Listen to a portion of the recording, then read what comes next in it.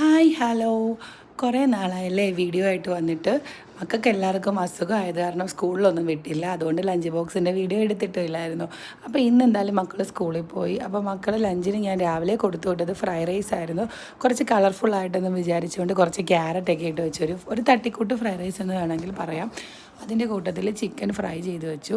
2-3 ദിവസം സ്കൂളിൽ പോകാത്ത കാരണം നല്ല മടിയുണ്ടായിരുന്നു. അത് കാരണം ഇന്നലെ ചോറൊന്നും വേവിച്ച് വെക്കാൻ പറ്റിയില്ല. രാത്രി ചോറ് തിളപ്പിച്ച് വെച്ചിട്ടാണ് രാവിലെ ചോറ് ഊറ്റിയാണ് കൊടുത്തു വിടുന്നത്. കുക്കറിലെടുത്ത് വെക്കും. അങ്ങനെ അതൊന്നും ഇന്നലെ രാത്രി ചെയ്തില്ല. അത് കാരണം രാവിലെ എന്ത് ചെയ്യുമെന്ന് ഇങ്ങനെ ആലോചിച്ചപ്പോഴാണ് ഫ്രൈഡ് റൈസിൻ്റെ കാര്യം ഓർമ്മ വന്നത്. ഇതാകുമ്പോൾ ബ്രേക്ക്ഫാസ്റ്റും അവർ കഴിച്ചിട്ട് പോവും.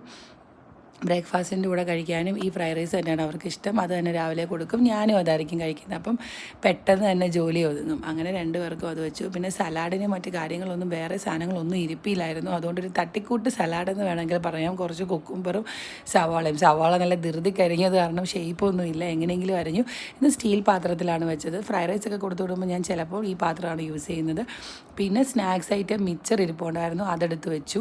ആപ്പിളൊക്കെ തീർന്നു, ഇനി മേടിക്കണം. അപ്പോൾ ഇത്ര